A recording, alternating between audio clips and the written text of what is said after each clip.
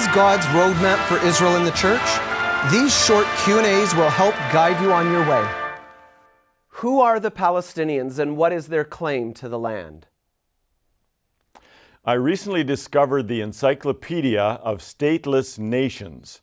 It lists 350 such groups that are actively seeking independence, from the 70 million Tamils in southern India and northern Sri Lanka, to the 40 million Kurds in Iran, Iraq, Turkey, and Syria, and many much smaller groups, including the Palestinians.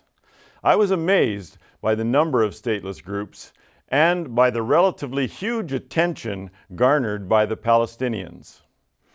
In the late 1970s, a social justice activist named Joan Peters decided to take up the Palestinian cause. She assumed their story of living in the land from time immemorial. But after years of research in the British Museum and other sources, she published her results in 1984 in a book called From Time Immemorial. Her work essentially refuted the claim that a group called Palestinians had occupied the land since ancient times. And she documented the large influx of Arabs during the British Mandate, when the British were supposed to be facilitating Jewish immigration. Yes, there have been Arabs in Palestine from the time of Muhammad in the late 600s after Christ, and they were much larger in number than the Jews. But the land was severely underpopulated and underdeveloped. The international community was aware of the Arab majority when they authorized the creation of a Jewish homeland. And their decision was to create a safe zone for the millions of Jews worldwide whose history of constant displacement was legendary.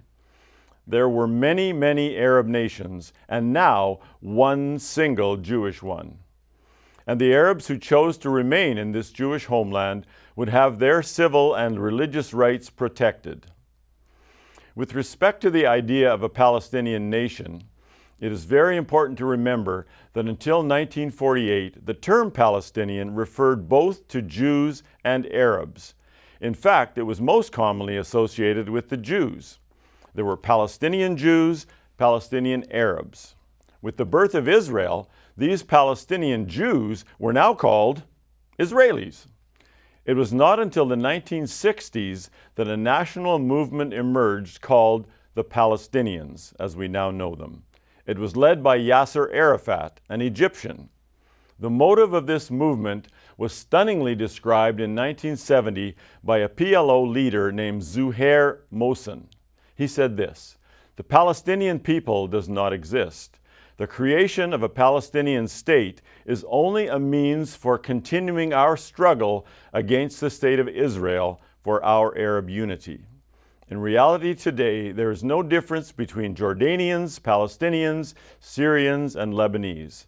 Only for political and tactical reasons do we speak today about the existence of a Palestinian people, since Arab national interests demand that we posit the existence of a distinct Palestinian people to oppose Zionism. This mentality explains why Jordan did not create a Palestinian state when it occupied the West Bank from 1948 to 1967. It explains why the Palestinians have rejected 6 offers of a state beginning in 1937, because the existence of a Jewish state alongside continues to be anathema.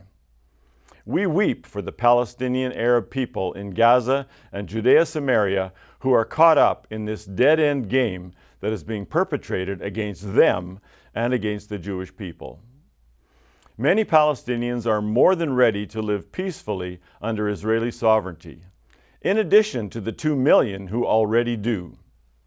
For some additional historical clarity on all of this, I again recommend a short and highly illustrated book called Israel 101, published by Stand With Us, as well as my seminar, The Case for Israel, A Justice Perspective, available in video with accompanying notes on our website.